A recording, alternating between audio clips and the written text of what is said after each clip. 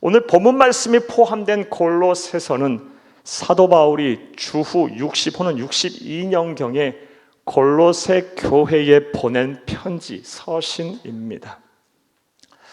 골로새 교회는 오늘날 터키의 호나스라는 도시인 골로새라는 지역, 도시에 세워진 교회입니다.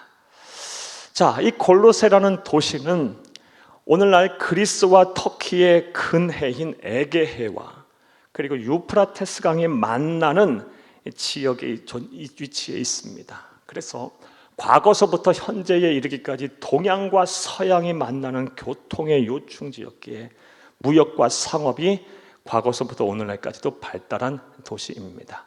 그런 골로새라는 도시에 골로새 교회가 세워졌습니다. 자, 그런데 이 골로새 교회는 신약 성경에 나오는 여러 초대 교회와는 좀 다른 면모가 있었어요. 무엇이냐? 신약 성경에 나오는 여러 초대 교회들은 대체로 사도들에 의해서 개척이 된 교회입니다. 사도 바울 혹은 예수님의 열두 제자를 통해서 세워진 교회들이 대부분이에요. 자, 그런데 이 골로새 교회는 사도들에 의해서 세워진 교회가 아니라 에바브라라는 목회자와 무엇보다 빌레몬이라는 평신도 지도자, 평신도 목회자에 의해서 세워진 교회입니다. 특별히 이 빌레몬이 누구냐? 빌레몬서의 1차 수신자고요. 이 빌레몬이라는 사람은 골로새 지역의 유지였어요. 그리고 큰 사업을 하는 사람이었으며 무엇보다 평상시에 경건한 삶을 살고 어려운 이웃을 많이 돕고 착한 행실을 많이 한 의인으로 인정을 받았던 사람이었습니다. 이런 빌레몬이 에베소라는 곳에 가게 돼요. 출장을 갔는지 사업차 갔는지 무슨 일이 있어서 갔는지 잘 모르겠는데 에베소라는 곳에 가게 되고요. 그곳에서 누구를 만나냐? 에베소에 있는 두란노 서원에서 말씀을 가르치던 사도 바울을 만나게 됩니다. 그 두란노 서원에서 사도 바울을 만나 복음을 듣고 하나님의 말씀을 배우면서 그가 예수를 믿게 됩니다. 개종을 하게 돼요. 회심하게 돼요. 그리고 나서 골로새 도시로 고향으로 돌아가서 자신의 집에서 교회를 에바브라라는 목회자를 초청해서 시작했으니 그 교회가 바로 골로새 교회입니다. 골로새 교회는 이렇게 의인으로 칭송을 받고 경건한 자라고 인정을 받았던 신앙인이었던 이 빌레몬과 같은 사람에 의해서 교회가 시작됐고 세워졌기에 초기에는 사랑의 교제가 막 충만했어요. 성도들이 서로 헌신하고 사랑하고 믿음의 교제를 충만하게 했어요. 그래서 사도 바울은 이런 골로새 교회를 향해, 골로새 교회 성도들을 향해 다음과 같이 칭찬을 하였습니다. 골로새서 1장 4절에서 6절을 함께 보겠습니다. 이는 그리스도 예수 안에 너희의 믿음과 모든 성도에 대한 사랑을 들었으며 너희를 위하여 하늘에 쌓아준 소망으로 말미암았으니 곧 너희가 전에 복음 진리의 말씀을 들은 것이라. 6절 이 복음이 이미 너희에게 이름에 너희가 듣고 참으로 하나님의 은혜를 깨달은 날부터 너희 중에서 같이 또한 온 천하에서 같이 열매를 맺어 자라는도다. 너희 안에 사랑이 막 충만하고 서로 헌신하는 모습이 참 아름답다. 그리고 너희가 복음을 듣고 예수를 믿은 날부터 이 믿음의 열매가 막 자라는구나. 너무 기쁘다, 감사하다, 이런 말씀이에요. 자, 그런데 이 일이 있고 나서 얼마 지나지 않아서 골로새 교회에 큰 위기가 찾아왔습니다. 그 이유는 무엇이냐? 이단들이 교회에 들어왔어요. 예수를 그리스도 믿는 믿음 말고도 율법을 온전히 지켜야 구원이 완성된다는 율법주의 이단들이 들어와서 복음을 막 왜곡하기 시작했어요. 또 당대 주류 철학이었던 스토아 철학의 영향을 받은 이단들이 들어와서요, 금욕주의적인 삶을 살아야 구원에 이를 수 있다고 복음을 막 왜곡을 했어요. 그러다 보니 성도들 간에 막 사분원열 막 분열이 되기 시작했어요.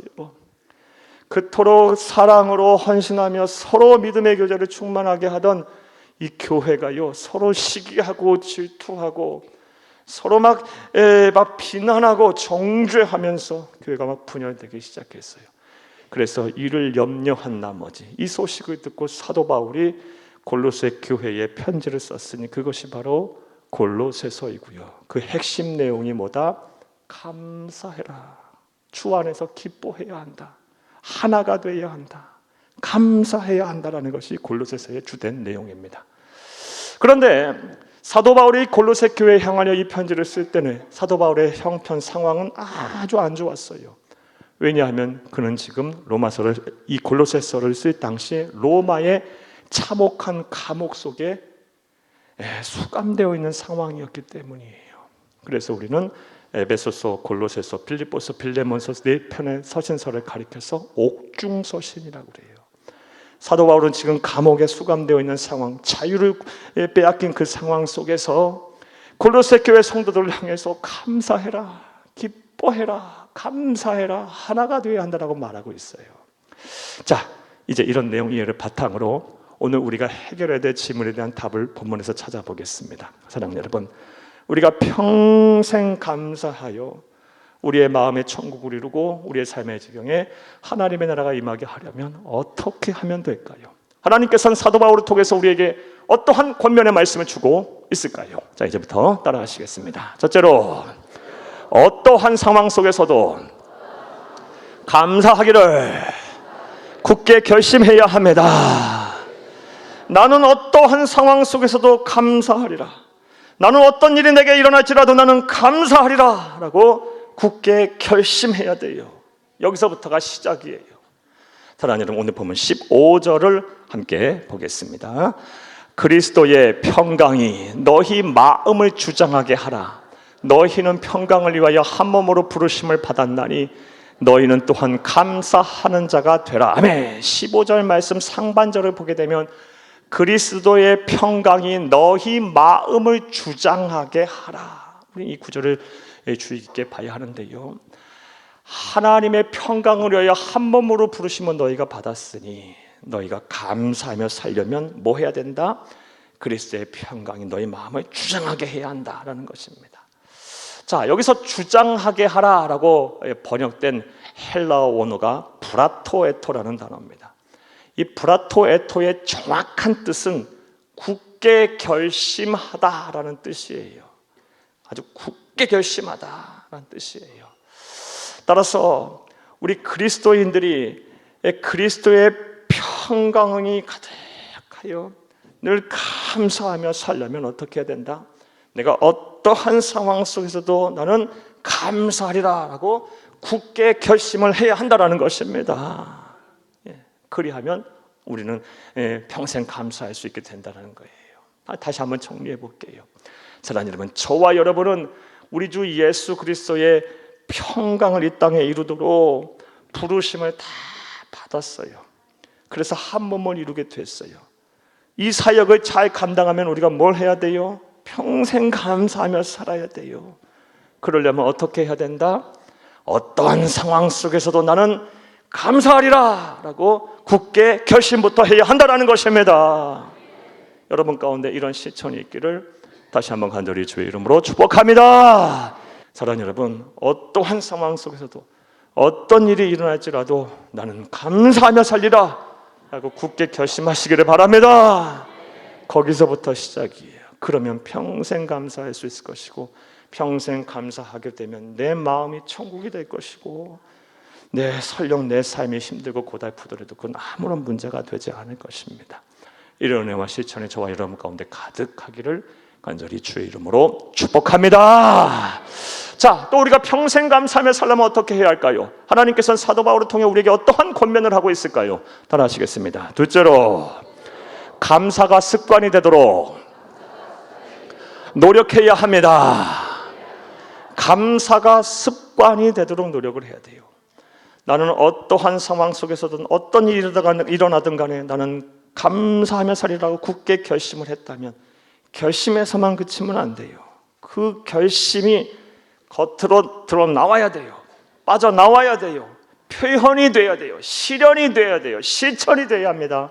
그래서 감사가 습관이 되도록 할 때 비로소 우리는 평생 감사할 수 있는 겁니다. 오늘 보면 15절을 다시 한번 보겠습니다. 그리스도의 평강이 너희 마음을 주장하게 하라. 너희는 평강을 위하여 한 몸으로 부르심을 받았나니 너희는 또한 감사하는 자가 되라. 아멘. 15절의 하반절 말씀, 너희는 또한 감사하는 자가 되라. 이 말, 한국어로 번역된 성경을 보면요, 이 성경의 원어적인 의미를, 이 뉘앙스를 잘 때로는 파악하기가 쉽지 않아요. 이 고대 헬라어가 가진 시제와 어법을 보게 되면요, 이 감사하는 자가 되라라는 것이요, 반복적인 행위를 나타내는 시제를 사용하고 있어요. 그러니까 감사하는 자가 되라가 아니라 반복해서 감사를 계속해서 반복해서 하는, 그렇게 감사하는 자가 되라라는 뜻이에요. 이게 정확한 헬라어의 원어적인 성경의 의미예요. 자, 그런데 우리가 똑같은 일을 계속해서 반복하게 되면 그게 어떻게 됩니까? 우리에게 습관이 돼요. 예. 따라서 반복해서 감사하는 자가 되라는 말은, 오늘 본문 15절 말씀은 감사가 습관이 되게 하라라는 말씀입니다. 사랑하는 여러분, 평생 감사하며 살기를 원하십니까? 그래서 어떠한 상황 속에서 내 마음은 천국이 되고 내 삶의 자리는 하나님의 나라가 되기를 원하십니까? 모든 염려와 근심에서 벗어나 참된 자유와 만족을 누리며 참된 행복을 누리며 살기를 원하십니까? 하나님의 은혜를 소유하기를 원하십니까? 그렇다면 감사가 습관이 되게 하세요. 자, 또 생각해 보겠어요. 감사가 습관이 되게 하려면 또 어떻게 하면 될까요? 이에 대해서 다음 같은 조언의 말씀을 드리겠습니다. 세계적인 자기개발 전문가인 스티븐 기분이라는 분이 계시고요, 이분이 쓴 책 습관의 재발견이라는 책을 보면 다음과 같은 조언을 우리에게 하고 있어요. 많은 사람들이 좋은 습관이 생기지 않는 이유가 무엇인가? 좋은 습관이 생기려면 무엇이 필요한가? 대부분의 사람들이 좋은 습관을 들이기를 원하면서 다 작심삼일에 그친다라는 거예요. 그 이유가 무엇이냐? 이 좋은 습관을 들이기까지 실천의 목표를 너무 높게 세운다는 것입니다. 너무 크게 세운다는 거예요.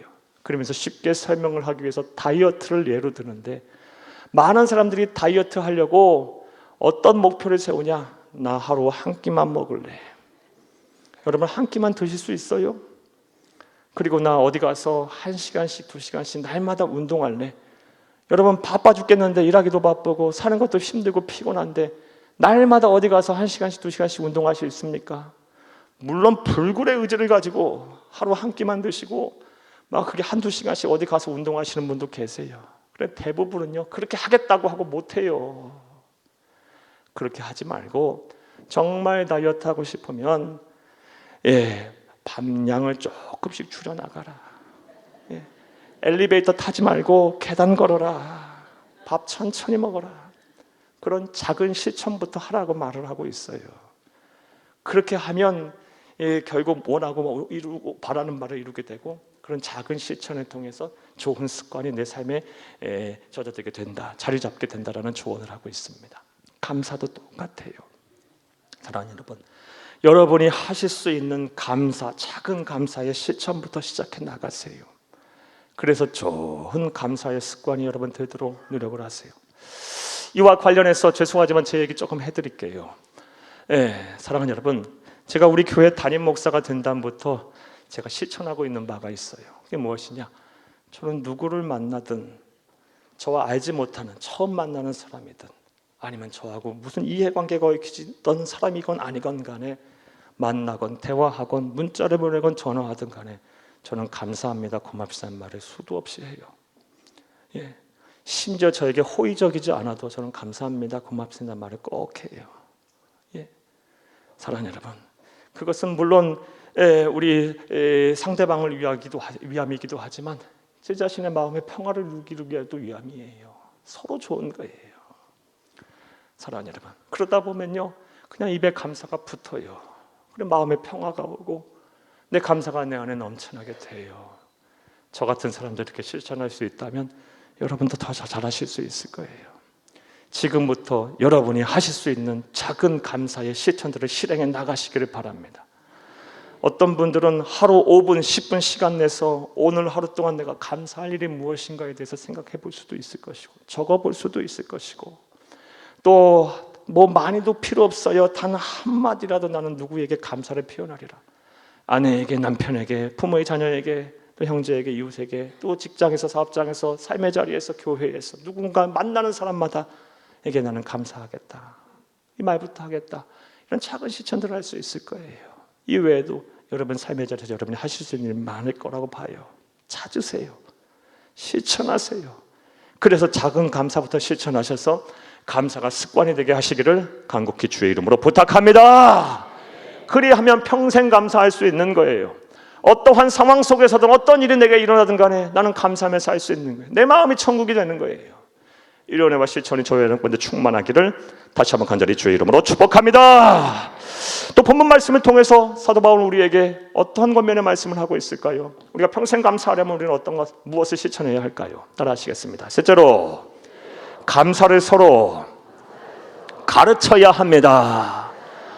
감사를 서로 가르쳐라라고 말씀하고 계세요. 그리하면 평생 감사할 수 있다. 그리스도인으로서 서로 감사하며 살 수 있다라고 감사하고 우리에게 감사를 하라고 서로 가르치라고 말씀하고 계세요. 오늘 본문 16절, 17절을 함께 보겠습니다. 그리스도의 말씀이 너희 속에 풍성히 거하여 모든 지혜로 피차 가르치며 권면하고 시와 찬송과 신령한 노래를 부르며 감사하는 마음으로 하나님을 찬양하고 또 무엇을 하든지 말이나 일이나 다 주 예수의 이름으로 하고 그를 힘입어 하나님 아버지께 감사하라. 누가 주 예수 그리스도로 부르심을 받았다면 뭐해라? 피차 뭐해라? 가르치라, 권면해라. 그리고 결국 뭐하게 하라? 함께 하나님을 찬송하고 하나님께 감사와 찬송 높이게 해라. 다시 말해 한마디로 하나님께 감사 찬송 올릴 수 있도록 감사를 권면해라, 이 말씀이에요. 가르치라. 그러므로 사랑하는 여러분, 이 말씀에 따라 저와 여러분 부지런히 감사를 가르쳐야 될 거예요. 가정에서도 가르치고 또 여러분의 교회 안에 구역 기관 안에서도 또 삶의 자리에서도 부지런히 감사를 가르치세요. 자, 근데 가르치라라고 하면 여러분 설교하라는 말씀이 아니에요. 물론 그럴 수도 있겠죠. 설교하고 뭐 훈계하라는 말씀만은 아니에요. 그런 거 함부로 하면 감사가 오히려 역효과를 불러일으킬 거예요. 여러분, 이 말씀을 이렇게 이해하시면 좋겠어요. 받은 은혜를 나누라. 받은 은혜를, 나를 향한 하나님의 은혜, 내게 베풀어 주신 하나님의 은혜를 겸손한 태도로 나누세요. 여러분, 겸손한 태도로 하나님이 나에게 이렇게까지 일하셨으니 우리 형제님에게도 자매님에게도 이런 은혜가 반드시 임할 거예요. 제가 기도할게요 하면서 그 받은 은혜를 자꾸 나누세요. 우리 그리스도인에게서 내가 당하는 고통은요, 나만의 고통이 아님을 기억하세요. 내 고통은 재활용하는 거예요. 나보다 더 어려운 상황 속에 놓인 사람들에게 내가 지나왔던 이 수많은 고통의 시련, 하지만 그 가운데서 일하셨던 하나님의 은혜를 막 나눠보세요. 그렇게 하면 할수록 하나님의 나라는 점점 확장이 돼가는 것이고 내 마음도 천국이 되고 듣는 상대방도 천국이 되는 거예요. 부지런히 하나님의 말씀, 하나님의 받은 은혜를 나누세요. 그리하면 평생 감사할 수 있을 것입니다. 이런 은혜와 실천이 저와 여러분과 함께 하기를 간절히 주의 이름으로 부탁합니다. 자, 그래 조금만 더 생각을 해볼게요. 왜 평생 감사를 이야기하면서 감사하며 살라고 하면서 감사를 가르치라라고 말했을까요? 이것에서 이러한 말씀을 좀 묵상을 해보고 또 자세히 검토해 보니 크게 두 가지 이유 때문이라는 생각이 들었어요. 첫 번째 이유는 사랑하는 여러분, 내가 누군가에게 무엇인가를 가르칠 때 가르치는 사람이 가장 많이 아는 법이에요. 그리고 정확하게 아는 법이에요. 나아가 깊게 아는 법입니다. 가르치는 사람만큼 여러분 더 많이 알고 더 정확하게 깊게 알지는 못해요. 배우는 사람이요. 감사도 똑같아요. 여러분이 감사를 자꾸 나누고 받은 은혜를 가르치고 또 베풀고 하게 되면 여러분이 이해하는 감사의 깊이가 다를 거예요. 여러분이 이런 나눔을 통해서 반대로 하나님께서 주시는 또 다른 감사하게 하는 그 수준이 달라질 거예요. 부지런히 받은 은혜를 나누고 감사를 가르치세요. 그러면 감사의 깊이가 달라질 것이고 받은 또 다른 은혜의 수준이 달라질 거예요. 이런 실천이 있기를 간절히 바랍니다. 또 다른 이유와 목적은요, 왜 감사를 가르치라고 말씀하셨을까? 곰곰이 묵상해보니, 사랑하는 여러분, 우리 그리스도인에게 있어서의 신앙생활은 언제나 항상 공동체적이어야 하기 때문이에요. 그게 성경에서 우리에게 요구하는, 성경이 우리에게 요구하는, 하나님이 우리에게 요구하시는 신앙생활이에요. 신앙생활은 절대 개인만 하는 거, 혼자만 하는 것이 아니에요. 신앙생활은 언제나 공동체적으로 하는 거예요. 이게 하나님의 뜻이에요. 그래서 오늘 본문 말씀 15, 16, 17절에서 보게 되면 감사하라는 말씀이 전부 다 복수형이에요. 여러분, 한 사람에게만 한 말씀이 아니에요. 다 같이 감사하게 하라는 말씀이에요. 따라서 내가 지금 어떠한 상황 속에도 감사하리라 굳게 결심했고 내게 감사의 습관이 들었다면 이제 내가 받은 이 은혜, 감사를 막 나눠서 나뿐만이 아니라 우리 가족들이 또 감사를 막 굳게 결심하고 감사의 좋은 습관이 들어서 감사하게 만들고 또 막 직장과 사업장에서도 그렇게 하고 막 구역과 기관에서도 막 교회 안에서 그렇게 하시기를 바랍니다. 이게 하나님의 뜻이고 이렇게 하는 사람이 신앙생활을 잘하는 사람이고 이렇게 하는 사람이 성경적으로 신앙생활을 하시는 분이에요. 사랑하는 여러분, 우리의 신앙생활은 늘 공동체적이어야 하기 때문에 하나님께서는 감사를 명령하시면서 감사를 가르치라고 우리에게 하신 말씀이에요. 자, 이제 말씀을 맺겠습니다. 사랑하는 여러분, 예전에도 한번 말씀드린 적이 있는데 저는 우리 교회 담임 목사로서의 꿈이 있습니다. 날마다 기도하는 기도 제목 가운데 하나가 있는데 그것이 무엇이냐? 우리 교회에 속한 모든 성도님들이 온 가족과 함께 예배당에 나와 예배를 드리는 거예요. 그게 제 꿈이에요. 그냥 예배를 드리는 것이 아니고 억지로 끌려와서 예배를 드리는 것이 아니고 온 가족 식구가 막 서로에게 감사하면서 막 천사와 같이 기쁜 얼굴을 하고 함께 나와 하나님께 한 목소리로 감사의 찬송을 부르며 예배를 드리는 것, 이게 제가 지금 담임 목사로서 날마다 기도하는 꿈 중에 하나예요. 여러분 생각해 보세요. 부부가 막 서로에게 감사하며 손을 잡고 예배하고, 부모와 자녀가 막 서로에게 감사하며 예배하고, 막 형제들이 막 이웃 함께 막 다 이 자리에 모여서 감사하면서 서로에게 감사하며 예배하는 모습도 한번 떠올려 보세요. 뭐 감동적이잖아요. 너무 기뻐요. 그런 날이 속히 오게 될 줄로 믿습니다. 이제 사랑하는 여러분, 이를 위해 저와 여러분부터 변화돼야 돼요. 나부터 변화돼야 돼요. 그 나로 인해서 내 가정이 달라져야 되고, 우리 구역과 기관이 달라져야 되고, 직장과 사업장이 달라져야 되고, 삶의 자리가 달라져야 돼요. 감사하는 사람으로 변화돼야 합니다. 오늘 우리에게 주신 말씀을 따라서 잘 마음에 새기고 실천하시기를 바라요. 어떠한 상황 속에서도 나는 감사하리라. 어떠한 일이 일어나든 간에 나는 감사하리라. 우리 그리스도인에게서 반드시 입에서 제거해야 할 말, 원망과 불평이에요.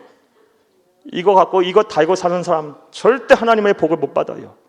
성경에서 어디 원망과 불평해서 하나님께 복을 받은 사람이 있습니까? 단 한 사람도 없어요. 전부 망했어요. 사랑하는 여러분, 원망과 불평이 나오는 순간 감사로 빨리 바꿔내버리세요. 감사하는, 나는 어떠한 상황 속에서 어떠한 일이 일어나든 간에 나는 감사하리라 굳게 결심하시고 감사의 습관을 들이시고 무엇보다 감사를 부지런히 다른 사람과 함께 나누시고 가르치세요. 그리하면 평생 감사할 수 있게 하나님께서 하실 겁니다. 여러분의 마음이 천국이 되게 하실 것입니다. 여러분의 삶의 자리가 하나님의 은혜로 충만한 하나님의 나라가 되게 하실 것입니다. 이런 은혜와 복이 저와 여러분 가운데 충만하기를 간절히 주의 이름으로 축복합니다. 축복합니다. 축복합니다.